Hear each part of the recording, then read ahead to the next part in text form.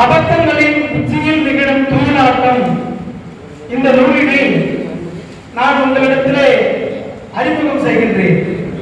நண்பர்களே, நான் அறிந்த வரையில் ஒரு நூல் வெளியிடுகின்ற பொழுது வெளியிட்ட பிறகு உடனடியாக அந்த நூலுக்கு விமர்சன கூட்டமும் நடைபெறக்கூடிய இடம் பெரம்பலூராகத்தான் இருக்கிறது. இதை நடத்தி காட்டிய அமைப்பு வெயில் இலக்கிய வட்டமாகவும் பேராசிரியர் மூர்த்தியாகவும் தான் இருக்கிறார் என்று நான் இந்த மேடையில் தெரிவித்துக் கொள்கிறேன். இந்த புத்தகம் நான் முழுமையா 2 முறை படிச்சுட்டாலும் இந்த புத்தகத்தை ஒரு 19 கட்டுரைகள் இருக்கின்றன. அவருடைய பெரும்பாலான தலைப்புகள், தலைப்பில் உள்ளடக்கிய கருத்துகள் திருக்குறளில் பொறுப்பாளில் இருக்கின்றது.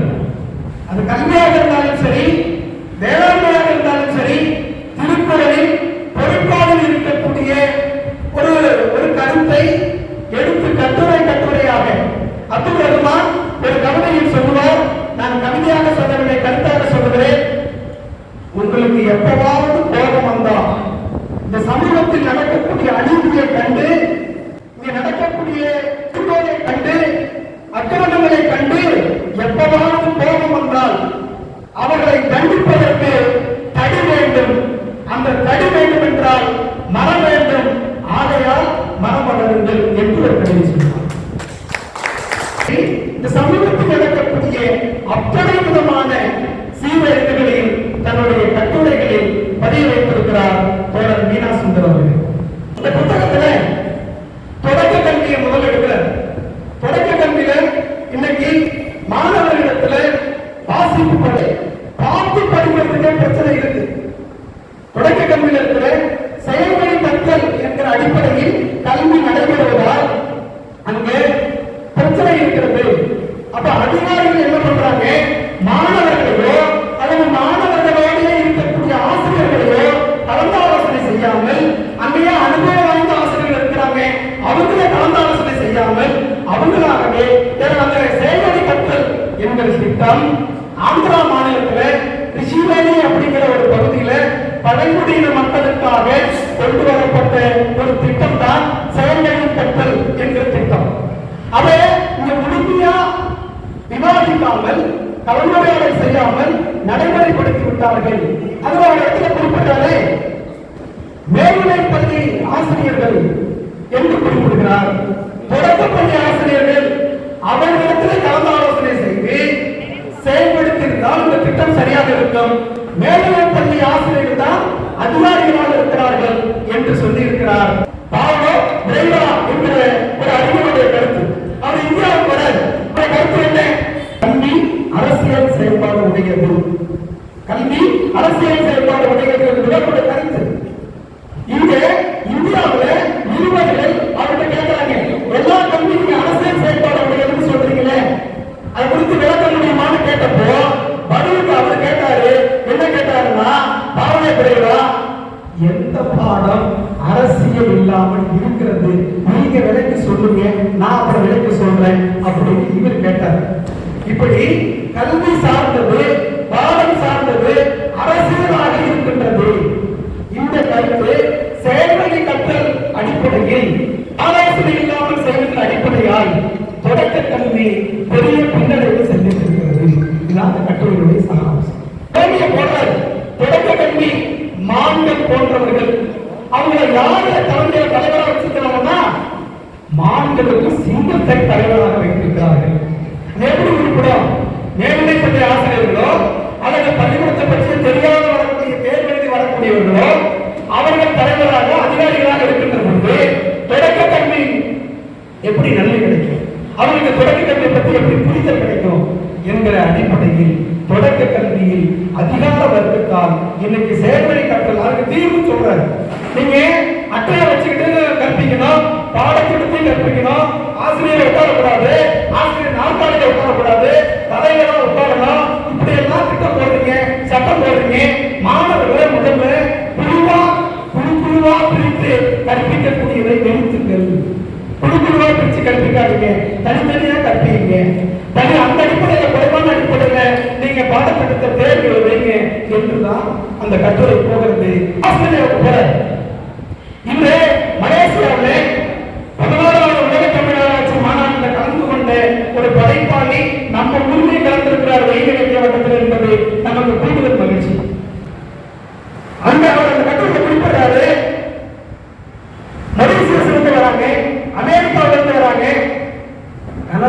வராங்க.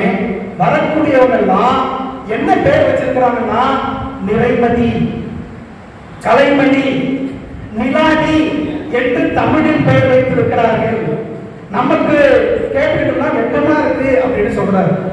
நாம என்ன எப்படி பார்க்கிறோம்னா, நாம பேர் வைக்கிறதுக்கு தமிழ் மொழிக்கு எதிராக ஒருத்தரை கூட்டிகிட்டு வந்துதான் பேர் வைக்கிறதுக்கு விவரம் கேட்கிறோம். நாங்க என்ன பேர் வைக்கலாம்னு சொல்லுங்க, எந்த இடத்துல தொடங்கலாம்னு சொல்லுங்கன்னு நம்ம கேட்கிறோம். அதனாலதான் நமக்கு தமிழ்ல பேர் கிடைக்கலையோன்னு சொல்லி எனக்கு தோணுது. ஆஸ்திரேலியாவுக்கு போயிருக்கிறாரு. அங்க நியூ சவுத் வேல்ஸ் தமிழர்கள் அதிகமா வசிக்கிறாங்க. அவங்களை சந்திச்சு பேசிட்டு இருக்காரு.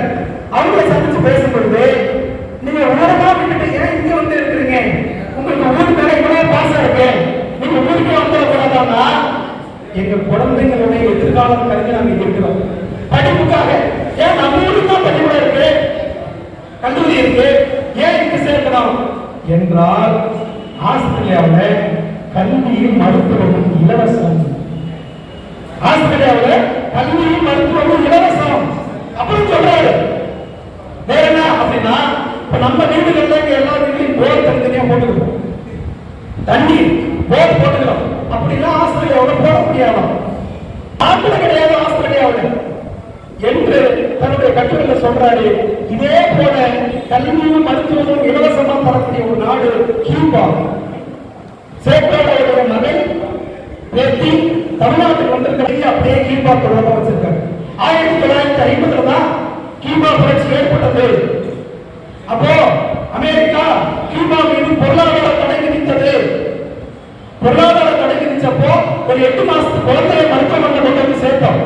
அந்த மருந்து வேணும்னா அமெரிக்காவில தான் இருக்கு. அமெரிக்கா எங்களுக்கு மருந்து தராது, காப்பாற்ற முடியல, குழந்தை இறந்து போயிடுச்சு.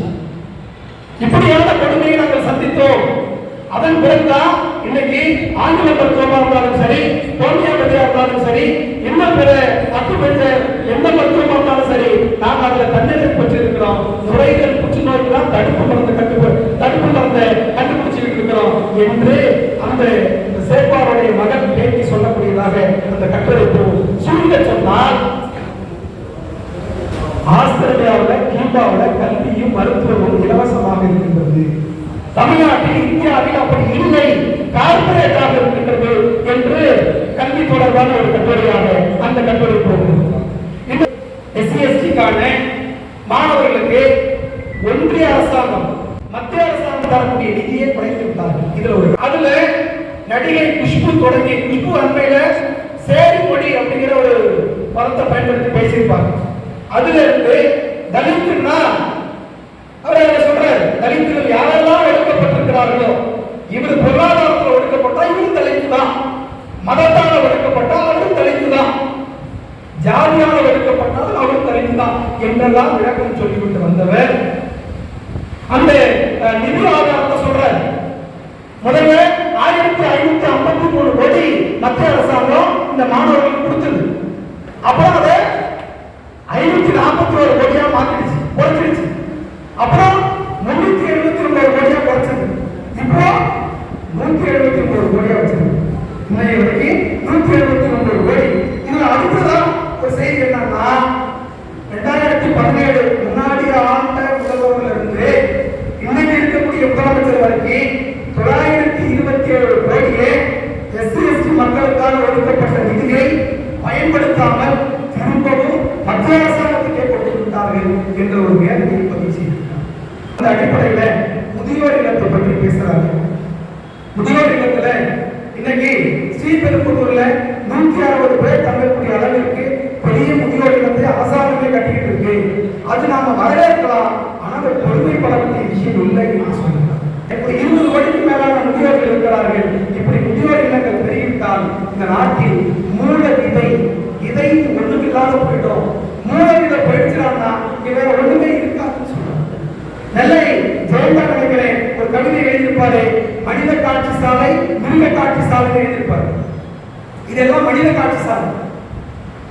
மிருக காட்சி சாலையில விலங்குகள் இருக்கும், புலி, சிங்கம், யானை, கரடி என்று விலங்குகள் இருக்கும். விலங்குகளை பார்க்க மனிதர்கள் அவ்வப்போது மிருக காட்சிக்கு செல்வார்கள். விலங்குகளை பார்க்க அவ்வப்போது மனிதர்கள் மிருக காட்சி சாலைக்கு செல்வார்கள். முதியோர் இல்லங்கள் தலைப்புல எழுதியிருப்பார்.